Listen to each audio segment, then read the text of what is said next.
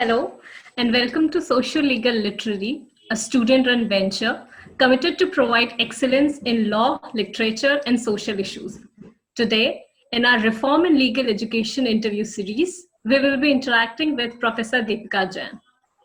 Professor Jain is currently a professor and vice dean, research and clinical legal education, and executive director at Center for Health Law Ethics and Technology at Jindal Global Law School, India. She is a founding faculty at JGLS and has played an instrumental role in setting up the law school and legal education in general. Her research is wide and extensive and has also been cited by the Honorable Supreme Court in the remarkable judgment of Navtej Singh Johar versus Union of India. She has also advised various national and international institutions, including Law Commission, UNDP, and served in the selection committee of the Fulbright Scholarship Program. Welcome, Professor Jain. It's an honor to have you. Good evening. Thank you so much, Soumi and Rajesh, for having me here. It's my pleasure to be here.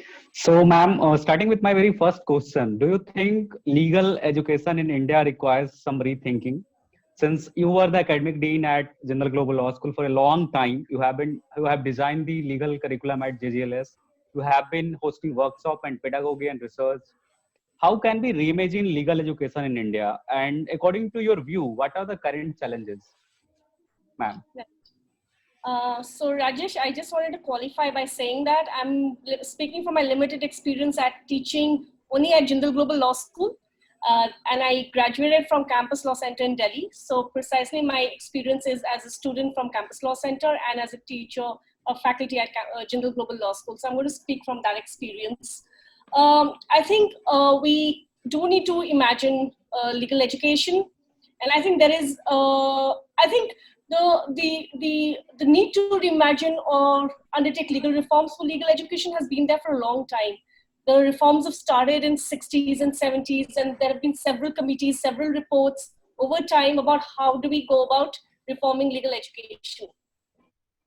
Now, I think fundamentally, legal education in India is regulated by the Bar Council of India, and the Bar Council had a certain kind of vision in the 70s, in the 60s, when they decided to take over the legal education in the country.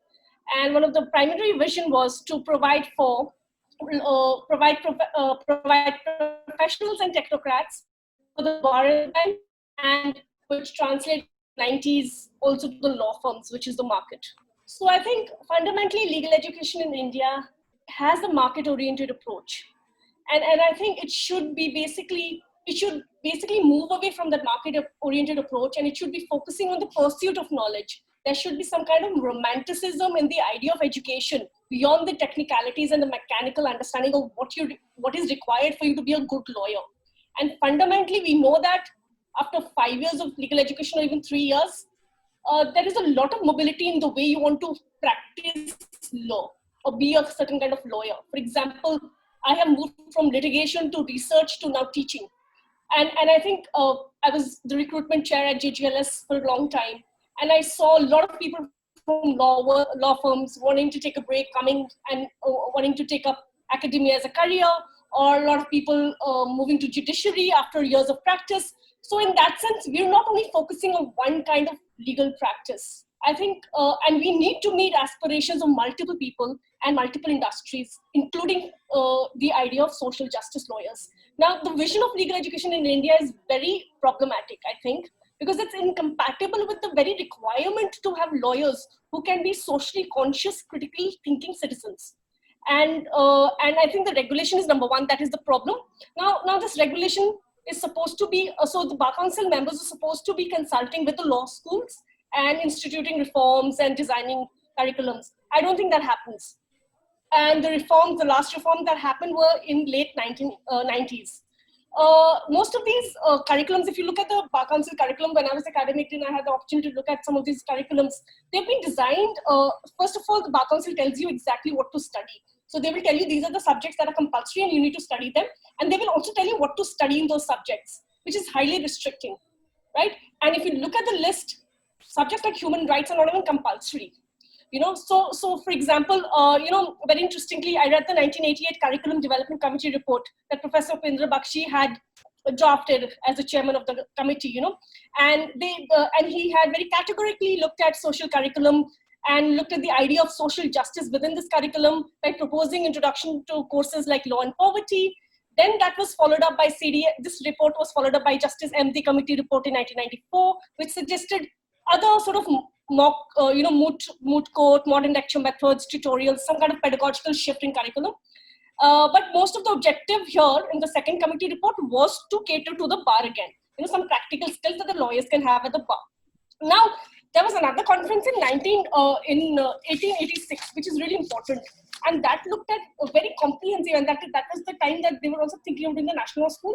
And but this committee actually looked at the LLB curriculum. And they looked at what kind of courses should be there. And this committee had proposed a number of courses: women and the law, law and poverty and development, intellectual property. And when the Bar Council actually decided to take the suggestion on board, they dropped all the three courses. Then after much persuasion, they took back intellectual property rights. So that's telling us what kind of syllabus they want to create, what kind of courses they want to create. It's a market-oriented approach. Every time there is going to be a bargain about which course should be there, it is going to be inevitably a mergers and acquisition course that will feature into your electives more than the other courses. So I think there has to be some kind, of course, the Bar Council, of course, offers some kind of flexibility, and then it depends on the institutions. You can do much with that flexibility, but I think even then it's restricted. And much of this also comes in terms of resources and faculty and infrastructure, and which I can talk a little later about. I mean, those are some of the challenges. But I think, and then fundamentally, I think there is subsequently in the 1997, like late 70s, 90s, there were some other reforms. So there were 4 clinical courses that were introduced, and they were called clinical courses. But we know that none of these courses are being taught even today as clinics, because clinics require a huge institutional commitment, both in terms of resources, faculty commitment, and small class sizes. And that is something that requires, again, a lot of effort in terms of both will and power and institutional infrastructure, which I think is a huge challenge currently.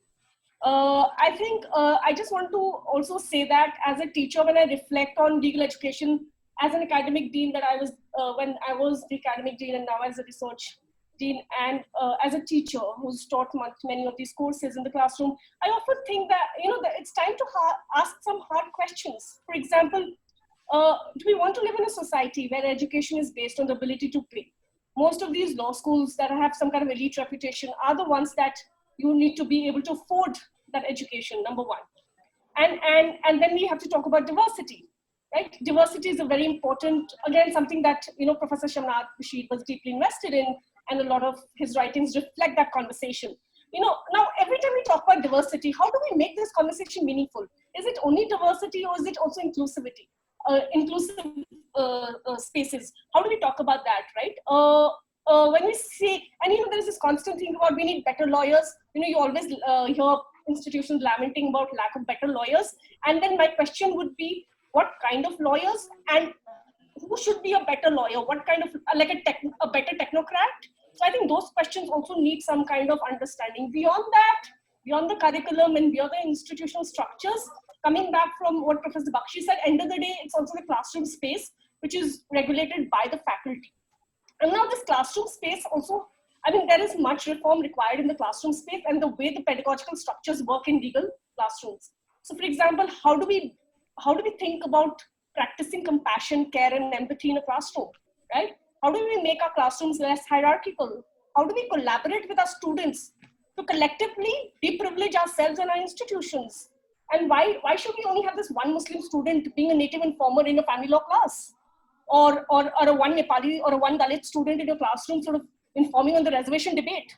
So I think there is also some kind of pedagogical transformation that is required. And then finally, how do we think of legal education beyond grades, transcript, career placement goals? I think that is also fundamentally important. Like, for example, one of the things that frustrates me a lot as a faculty that closely works with students is, why is the 0-hour day the most important day for a student in a law school, right? And when you enter the law school, you're told that is in the 4th year, that will be the most important day of your life. And your entire time is spent anxiously around preparing for that day. So in some ways, we are preparing our students for a rat race. And then we're looking we're disappointed that we don't have socially conscious students.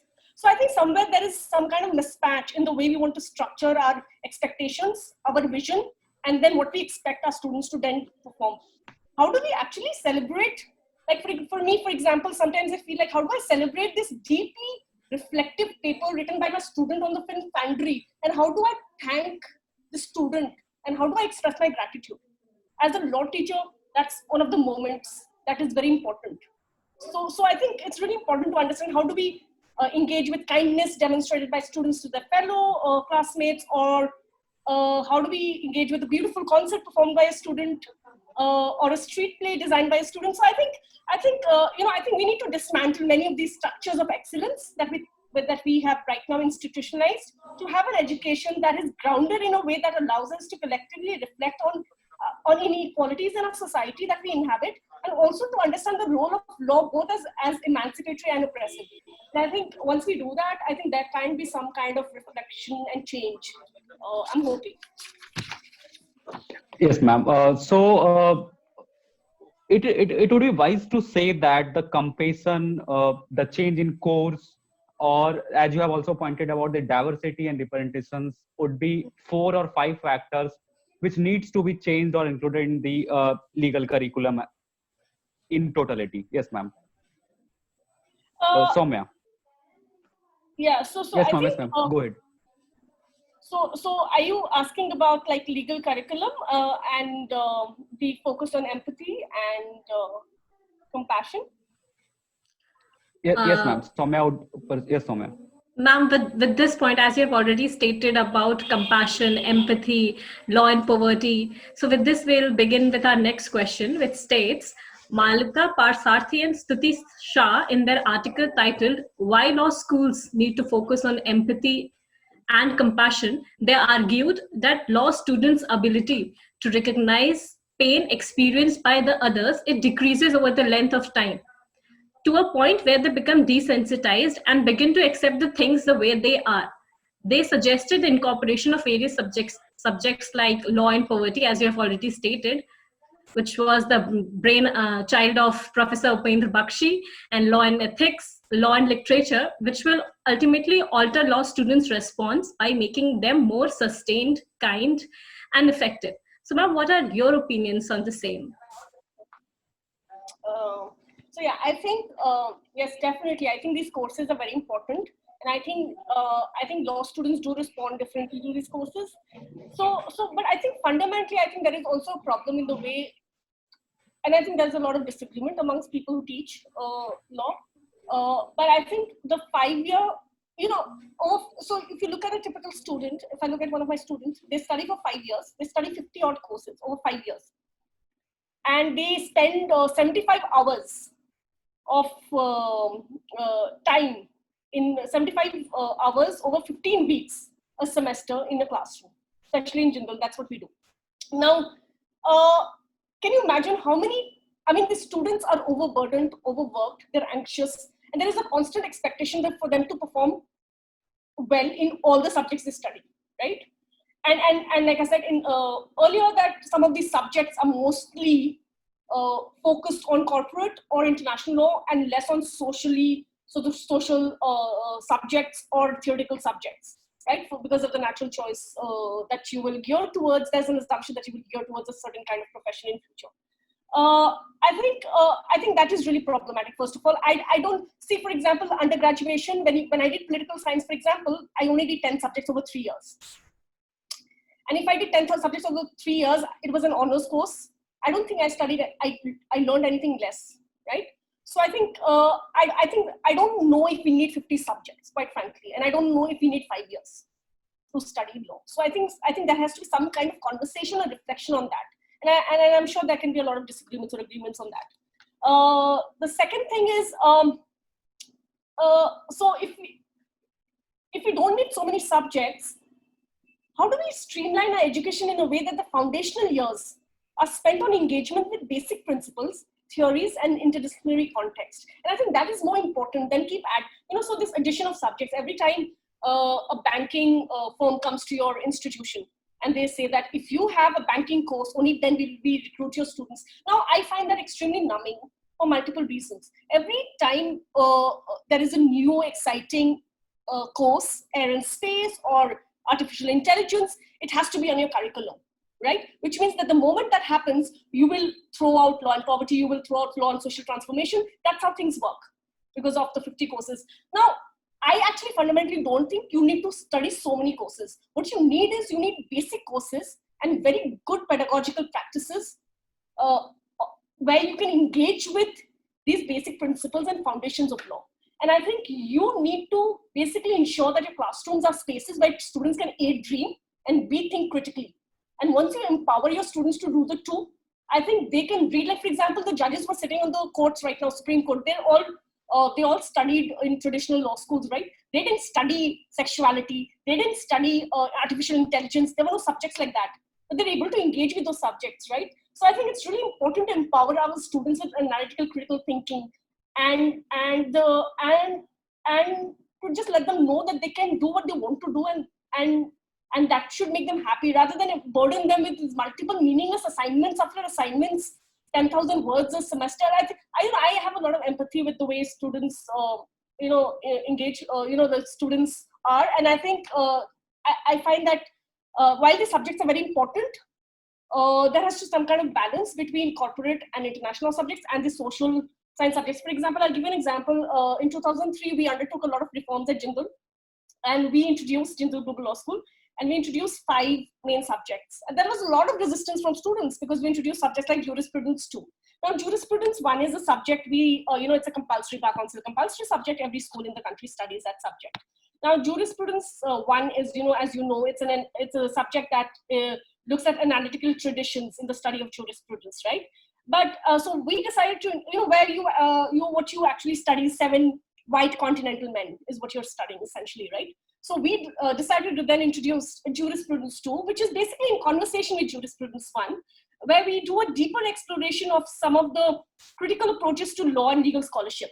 And I think it's really important to understand where our location is. We're located in South in an Indian context. So I think your curriculum design should also speak to that. For example, if you have a public international law, you should also have critical approaches to international law course, right? You should provide that kind of variety to students so they can engage critically on multiple issues. So we also offered a course called Gender and Society, which was again met with a lot of resistance. But now students are really, really happy with these courses because, end of the day, education is more meaningful because you are collectively as a peer group reflecting on many of these inequalities that are facing you, staring you in your face, collectively understanding the privileges and complicities that you may have in terms of your own standing. So I think it's really important. I agree with Malvika and Stuti, for example. I think by the time students reach 4th year, 5th year, all your social science courses are in the first 2 years. You have very little association with social science courses. So they should be spread out. I mean, there needs to be some kind of reimagination with legal curriculum. It is actually really, really dated. And it's really important to introduce, like, for example, in my recruitment, whenever I asked one of the standard question I asked a faculty member who was interviewing with us, that what is your favorite course? And inevitably, people who came from Nalsar said that Professor Danda's course in 5th year was one of the most empowering courses, right? So I think pedagogically and the content, the pedagogy, the faculty, all of that matters in changing a person's mind on how you want to pursue, and it might inspire you. And this is all irrespective of what career you want to pursue. I am actually very disinterested in the career that you want to pursue because I think some of it is also drawn by compulsions. Like if you are going to pay for a national law school or a Jindal Global Law School, you will have some loans to pay. So you may need to make a corporate choice, or you may just be passionate about corporate law. But I think it's really important, no matter what you do, you should be a critical thinker. Because I think that's what you should be, a socially conscious citizen. And I think it's really important, and a curriculum can do a lot to change that. So ma'am, this leads to our next question. Since you are currently heading the clinical legal education at Jindal Global Law School, why do you think clinical legal education is important for legal curriculum, and how can law?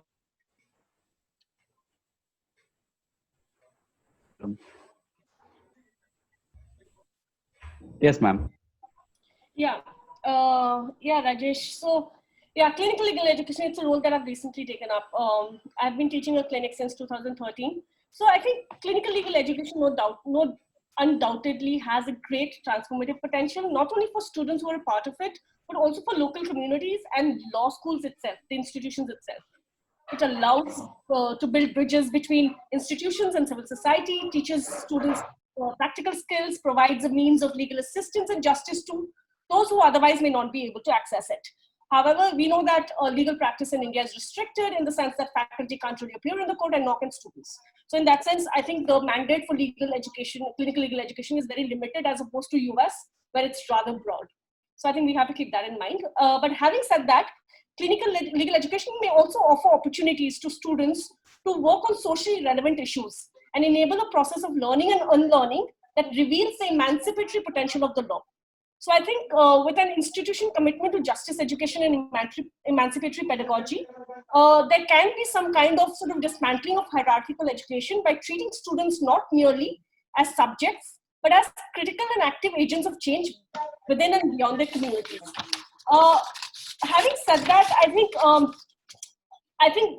it's really important to think about legal education in an introspective way and reflect very carefully before you embark on this transformative sort of endeavor. So let me just outline 2 or 3 points here, and I think these are really important. And now that I'm looking at the legal education regulations in Jindal Law School, I am reflecting on some of these things. So for example, some of these clinics, much of these clinics in India, for example, work on assumption that some communities are in need of transformation. So say, for example, a clinic working with Adivasi communities will assume that they are in need of transformation, right? Without having to engage or learn from them or understand where the legal assistance is required.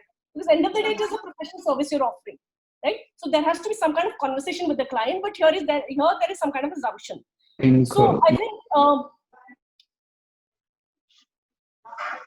ma'am, I think we have lost you in the middle. Okay. So I was just saying that these clinics work with assumption that some of the communities need transformation. So the transformation is assumed, right? And it is coming from a place of privilege. And so when you interact, for example, with a community, say Adivasi community, you will assume that they need transformation without reflecting on whether or not you want to learn from them as to where the legal assistance, if at all, is required. So I think it's really important to be reflective, number one. And you also need to ask these questions. Are you in a position to make that transformation or that change? Do you have the resources? Do you have the time commitment? You know, law students have to do summer internships, winter internships. So can students alone do clinics in India? Do we not need full-time faculty support?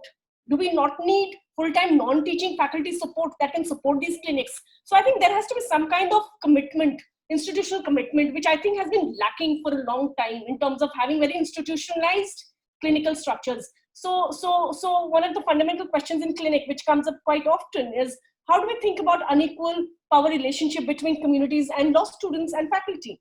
How do we think about knowledge production regarding the academic profit making through, say, law review publication for people like us as well?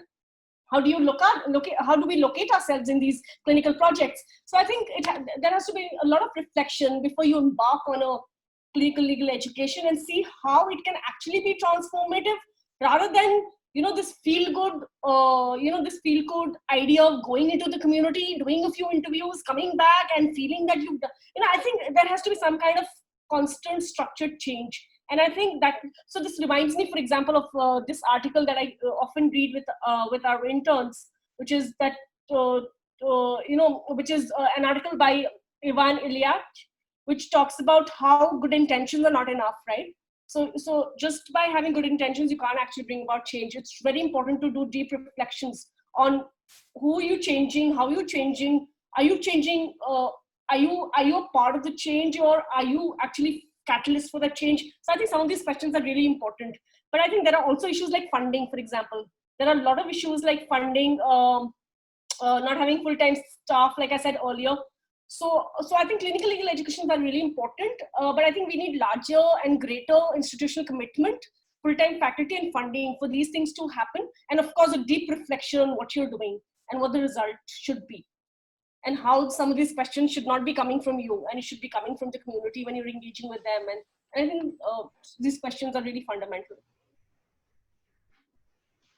So, ma'am, once I read a book known as The Pedagogy of the Oppressed, wherein I read about alm and ilm. Alm means action and ilm means knowledge. So, both action and knowledge are required to bring a change. That is what you have said in the last question. So, with this, we come to our next question, which states the diversity report of NUJS revealed that disparities are prevalent in Indian law school. The report states, and I quote, among those who have above 6 CGPA, 93.1% hail from cities. No one hailing from a village has an above 4 CGPA. Where do you think the problem lies? And what's the way forward for an inclusive law school, ma'am? Right. Yeah, Shamrad Bashiri in one of his articles calls the NLUs islands of excellence. Like I said, I haven't taught in any of the NLUs. I teach at Jindal Global Law School, which is also an institution that is elite and lacks diversity. So I think we're now talking about the urban-rural divide and regional diversity. And I teach a course in first year called Legal Methods. And I usually ask my students, how many of my students in that class are for reservation? And even the most progressive students who support, say, for example, the decriminalization of abortion or homosexuality will actually disagree. It bothers you a little bit because it's a first year class, and then there are some of these progressive students, quote unquote progressive students. But once you draw the context of, say, marginalization, caste, poverty, and how it limits access to opportunities, or even invite students to examine how students in conflict regions experience, say, disruption in school, there is a shift in their thinking. For upper caste students from urban areas especially, it takes a serious interrogation of their privilege to really understand caste, class, religion, etc., and how that has significant impact on one's life, one's lived reality, and that not all students have equal access to these opportunities. Now, we have the LSAT, and it is just like the CLAT at JGLS. And, the studies, there were two studies that I read a few weeks back in 2015, conducted at NUJS and National School, Bangalore, that revealed that success at these institutions, even academic success, depend solely on how you perform in academics. And the entry to this entire academic spectrum is through a process which is extremely difficult, elitist, and requires considerable resources. So obviously this is really problematic. So the study, for example, was saying that even students from reserved categories have to pay 3,500 per application, which is really inaccessible amount of money. When I was a student in Delhi University, I paid 2,000 for a semester, to give you a context. So I think, so when we are looking at creating a diverse, socially conscious citizenry through our legal education, how is it that we have entrance exams that are elitist? How is it that we have fees that is inaccessible? So the imagination is not to educate everyone. The imagination is to educate a certain kind of student, right? That can access education on the ability to pay. And again, the question comes back, do we want to live in a society where we have to pursue our dreams and aspirations based on the ability to pay, right? So I think these are, again, deep introspections that most educational institutions in India need. There have been a lot of articles recently written by a lot of students, say Dalit students from National School, that have been reading, and they talk about the significant disparities in access to education at primary and secondary level. Many marginalized students who enroll in law school find that their upper caste, upper class peers have significant advantage in terms of resources. Some Sarvana students are able to benefit from close mentorship, for example, one of them wrote, but many Dalit and Adivasi students do not have family caste network based on these connections. So I think it's really, just diversity is not enough. It's really important to make inclusive spaces. And I think everyone in the institution has a role to play in that. And none of this should be looked at as charity.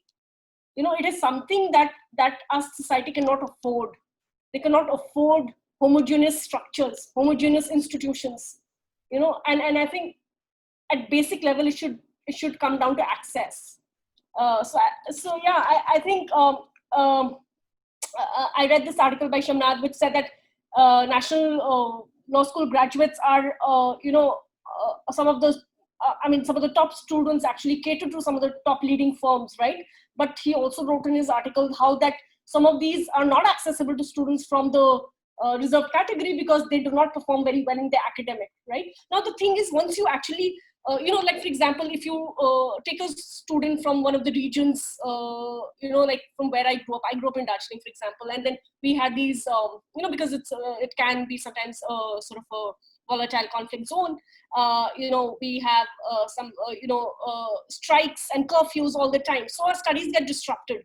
And you may not be able to match the grades that your counterparts in, say, Delhi are able to, earn because of their certain privileges. And once you make it to that institution, you should have some kind of space to sort of come to that level. For example, when you go to study an LLM in educational institutions, at least in USA and Canada, they actually offer you English writing classes, because there is an understanding that students coming from Latin America may not have that kind of writing skills because English is not their first language. So are we doing that? Are we doing that enough to empower Ma'am, our I think your voice is students? breaking. Video is also paused. No, Yes, Rajesh, ma'am. I think there is a serious, there is some problem with your internet. Ma'am is clearly Okay, audible. sorry. Oh, okay. I'm sorry. Let me check. No, okay. Yeah, I think my internet should. Okay. Yeah, I think it's okay right now. Yeah, sorry. Please edit Kundan before posting it. Yeah, ma'am. Please continue. Sorry. Okay, no problem at all. So I think, so for example, are you going to empower them with some kind of,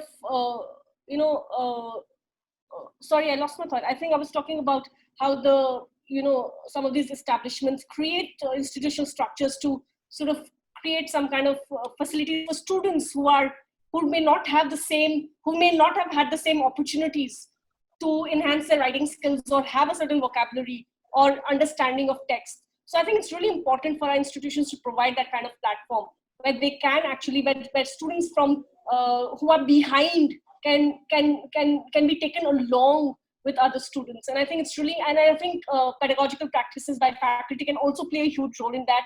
But of course, it can't be done without institutional commitment to that. So I think that's really, really important, that diversity is followed by inclusivity in terms of facilities that can be provided, so that there is some kind of equal starting point for all of them, all the students in the batch. So, Professor Jain, there is another accusation that comes to the idea of national universities, that they do not deliver to the society.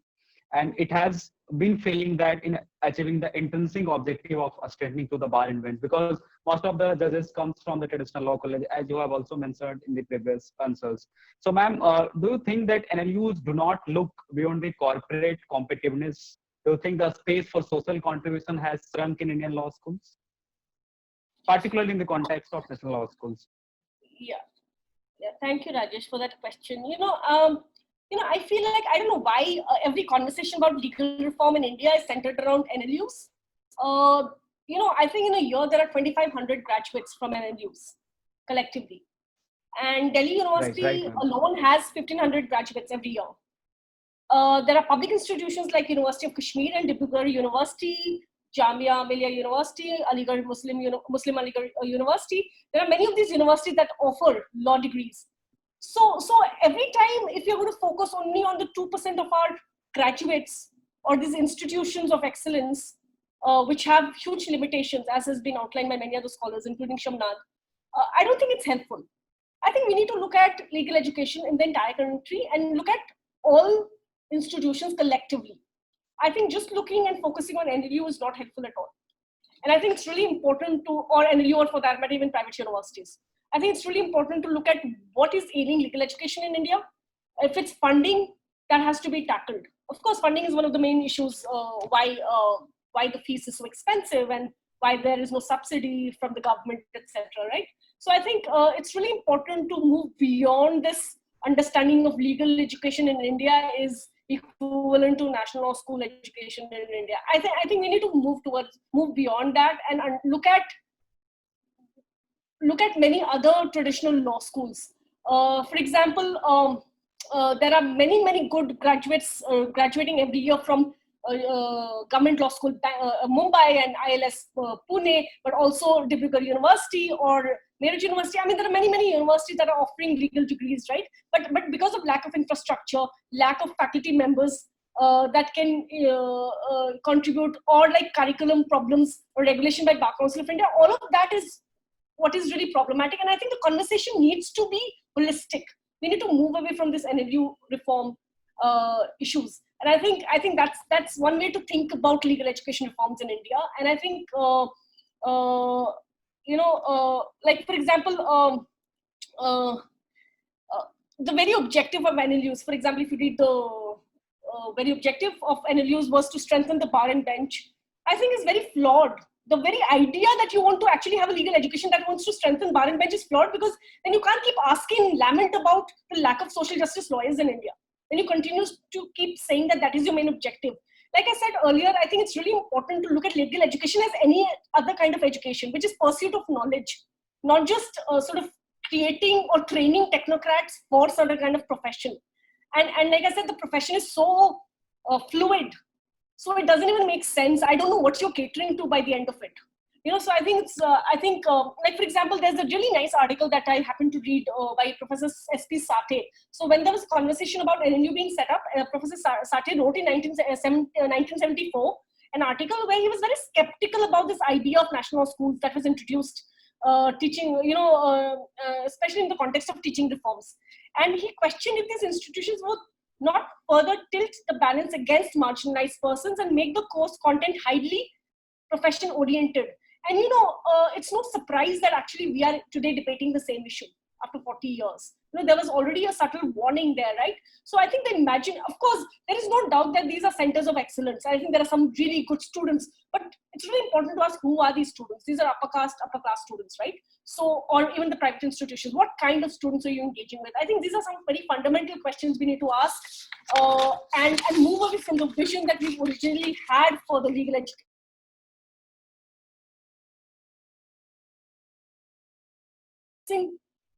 Not looking at them just as lawyers, but as students who are engaging with the social context of law. And I think once you do that and look at some of these pedagogical shifts and curriculum reforms, I think things will look better. And I think you may have more socially conscious citizens. Now, I just want to say two more things. I think there is too much burden placed on legal education and legal institutions. For example, there are too many expectations. When you have, like, for example, we have a lot of feedback from industry where they say that, we want these students, graduates, to have all these XYZ skills, right? And then the law schools have to provide all those skills and also sometimes soft skills like mannerisms. And I mean, how, can an institution actually provide so much? And what is the role of the industry in this? What is the role that you are going to play? You don't even have an institutionalized pro bono culture, which can allow for some of these students to use their social skills or like social justice sort of aspirations, right? So when you have an industry that is so insular and constantly is looking at hiring technocrats that can sort of contribute some kind of billing hours, I don't think that's helpful. So there has to be some kind of larger responsibility from the industry. And if you look at the bar itself, I mean, one of your questions was, Rajesh, said, why don't students take up litigation or, take up judiciary? And you can't put so much burden on the students. I mean, you have to look at the industry. You have to look at our profession, legal profession. I mean, it's so insular. Just the fact that you may not actually land up a good office of counsel or a good lawyer to work with if you don't have the right networks. And, there is so much conversation about that. All of this is family driven and you may not actually be able to establish yourself. There's huge gestation period in establishing yourself in litigation. So I think there is some kind of reform required there as well. Every time we speak about legal education and how our lawyers should contribute to social sort of imagination, I think we should also look at how the industry can contribute rather than keep adding banking and infrastructure and loads of courses to your course list. I think you need a very well-rounded lawyer, even in a law firm. And I think that is a really important shift that law firms need to do. And I think they need to also really institutionalize their pro bono culture. I mean, one of the things about the Western law firms is they have very institutionalized pro bono culture, which allows for a lot of lawyers to actually use that time to sort of do some kind of pro bono services within the law firm culture.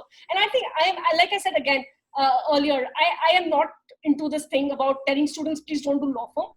Because I think if you're making that choice, you're making it for a reason. And I think there's a huge, I think detention is a huge problem with law firms. A lot of people quit very soon, join other professions.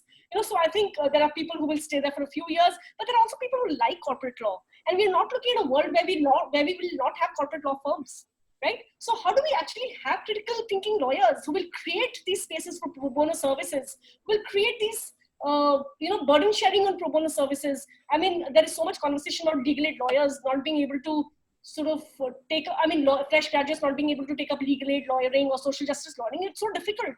The pay structures are so poor, and it's really a difficult space, right? So in that sense, there is a lot of reform required in many other sectors, not just legal education. And I think it's really important to have this conversation with the industry, with the profession, and the bar, of course, to see how these reforms can come. And of course, some reform efforts have been taken place. Like, for example, the judicial clerkship allows you for some kind of stipend, and that has given a lot of young students the opportunity to engage with judges, learn from them, which is really great. But I think there has to be much more that has to be done, especially in terms of pro bono culture, which is really lacking in the country. So, ma'am, there is an accusation that the idea of national law universities do not deliver to the society, and it has been failing in achieving its intrinsic objective of a strengthening to the bar and bench. Like, most of the judges hail from traditional law schools, so the NLUs do not look beyond corporate competitiveness. Do you think the space for social contribution has shrunk in Indian law schools? So I think, so let me answer this question in this way, that every time we speak about legal education in India, I think the conversation is centered around the national law schools, and I think national law universities. And actually, if you think about it, there are 2,500 say graduates a year from the national law schools. There are 1,500 alone from Delhi University, and there are several graduates from University of Kashmir and Dibrugarh. So I think I don't think this is helpful. I think I've already spoken about what are the real problems with the idea of legal education itself, which is catering to a certain industry, and the curriculum and the entire focus of pedagogical practices or infrastructural. And of course, there are some concerns with infrastructure, etc., right? That leads to these kind of problems. But I think, beyond that, I think if we are going to speak about legal reforms in India, the conversation has to be beyond the NLUs. It has to be about the institutions in general, or even the private universities. It really has to be about how do we think about legal education? How do we reform it? How do we think about bar council regulations? How do we think about curriculum reforms? Do we need 5 years of legal education? And if we do need 5 years of legal education, do you need 50 courses to engage with those courses? What should those courses be? Why can't faculty members have the liberty to design those courses, or have choice to pick the authors they want to teach in classroom, or freedom to design the courses, for example, or collaboratively teach? So I think these are some of the important sort of reforms that are required, both in terms of infrastructure and others. And of course, funding is at the heart of it, right? Funding is one of the reasons why, because NLUs are not subsidized. They are really expensive, average 10 lakhs in 5 years, which of course is very difficult. And if you're going to take loan and study, then you can't contribute. You have circumstantial compulsions. So like I said, that so that's one. I think the second thing is the objective of NLUs has been strengthening. One of the objectives of NLUs has been the strengthening of bar and bench, and I think that itself is flawed. And I was reading S.P. Satye's article in 1974, which was basically a critique of this idea of national schools, where he wrote and he questioned that if these institutions may actually, I think it was a warning, where he said that these institutions may tilt the balance against marginalized persons and make the course content highly profession oriented. And we know that this is exactly what your question is, that why is it that some of these students are not providing to the bar and bench and are catering to the law firms. So I think when we talk about legal education, we should also, I think legal education reforms are important. But I think beyond that, we also have to look at the role of the industry and the profession, the legal profession, and the state of legal aid in the country, or the social justice organizations in the country.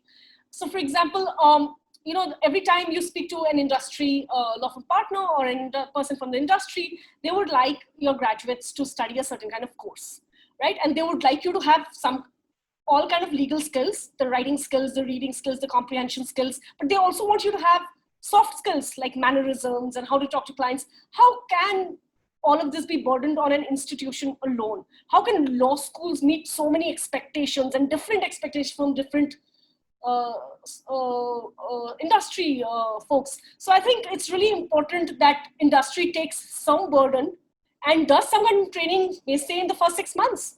And I think and the second important aspect is also the idea of pro bono, which has also been a huge concern, the lack of social justice advocates or like social justice lawyers in the country.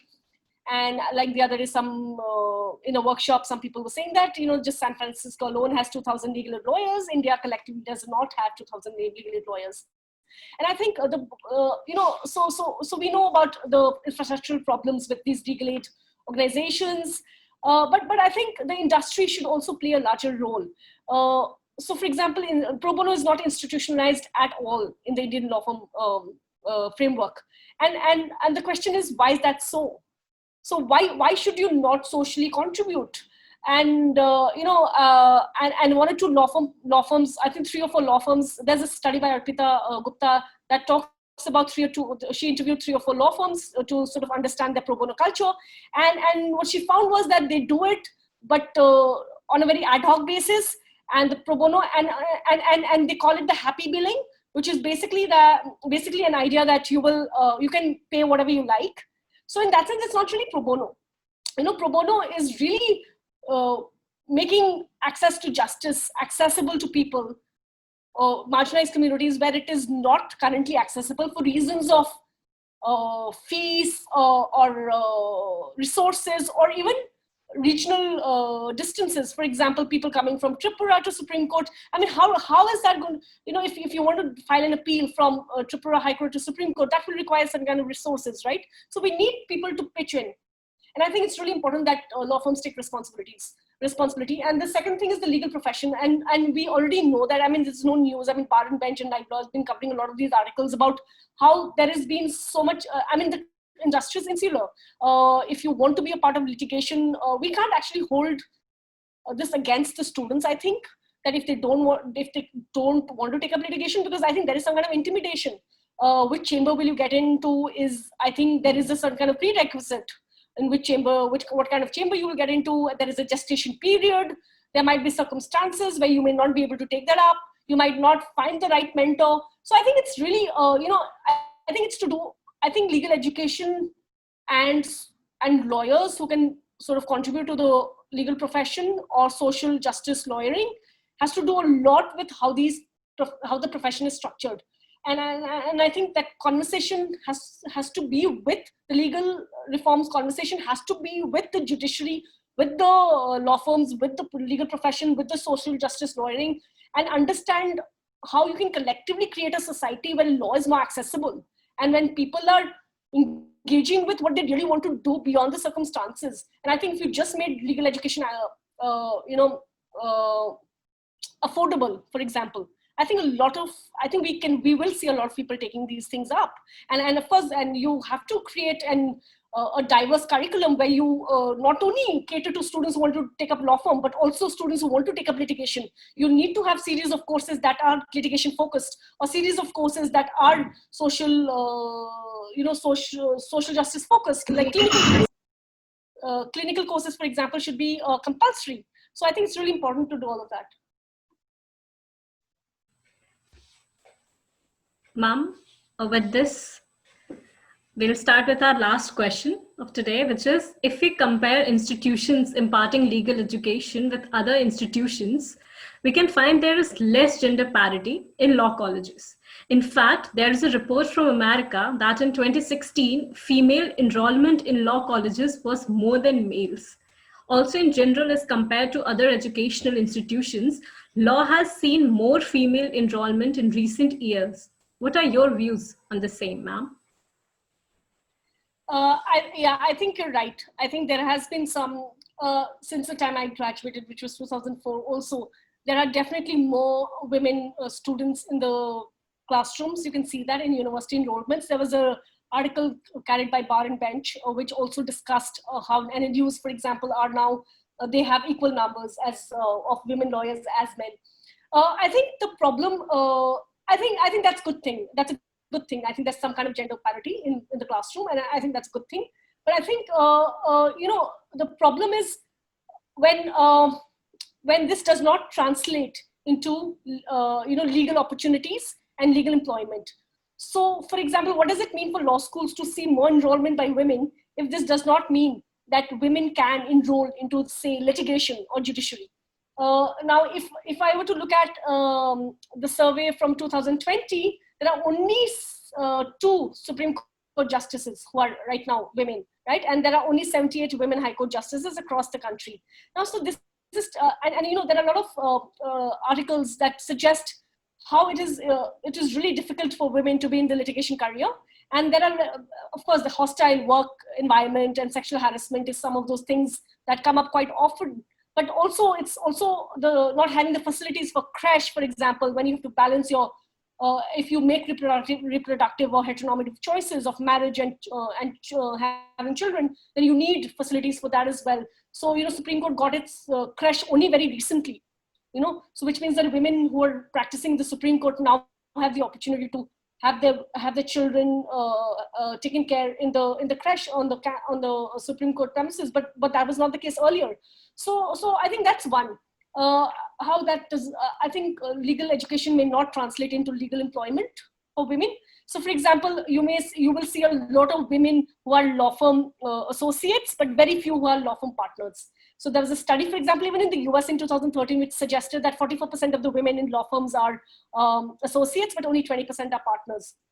If you see vice chancellors in India, there are very few women vice chancellors. So even in academia, there are lots of assistant faculty, for example, but very few senior professors and deans. So I think it's really important to deeply integrate how that can translate, and I think how the professional space has to be more diverse as well. That's one. But I think we need to also move beyond the conversation of gender diversity and look at it beyond the gender binary, and then also look at spaces for trans students and intersex students. And I think that has been really challenging, especially after the Nalsa case. There were a lot of admissions that happened in Delhi University, but because of not finding the right kind of environment in terms of just acceptability and all of that, so a lot of people dropped out. So I think that's really important. And I think we need, so I think one of the fundamental, I think there is no doubt about the fact that only if you have students who are student community at the law schools that is heterogeneous, which means that it's from multiple identities and sectors of society. For example, there should be regional diversity, there should be gender diversity, caste diversity, race diversity, there should be indigeneity, people from indigenous communities. Only then will you see diversity at the judicial level and at the bar and bench levels largely, but also in terms of academia, right? So academia has been such a Brahminical sort of profession, right? Most of your law faculty members are upper caste. So I think it's really important to actually have diversity in your faculty hiring. And it should not be tokenistic. It should be really important to have that kind of diversity in your classroom, both in terms of who teaches you and who is being taught. So yeah, of course, there has been some kind of gender parity in these law schools. I think that's also the case with Jindal. I think that we have a lot of women faculty and we have a lot of students who are women. And I think there is that kind of diversity there. But I think we need to also now look at how that can be translated into profession, and also how we can move beyond the gender diversity into more diverse spaces for caste and other regional diversity, etc. Thank you very much, Professor Jain, joining us today for this wonderful conversation, talking about diversity, inclusivity, and most important, the pursuit of knowledge rather than the unknown rat race in which we are heading. So I hope this tone and tenor of this initiative from your side will set a precedent in shaping this legal curriculum and legal discourse in totality. Thank you much. Thank you very much, Professor Jain. Thank you so much, Rajesh and Soumya, for doing this. I really appreciate it. Thank you. Have a Thank good you, day. ma'am.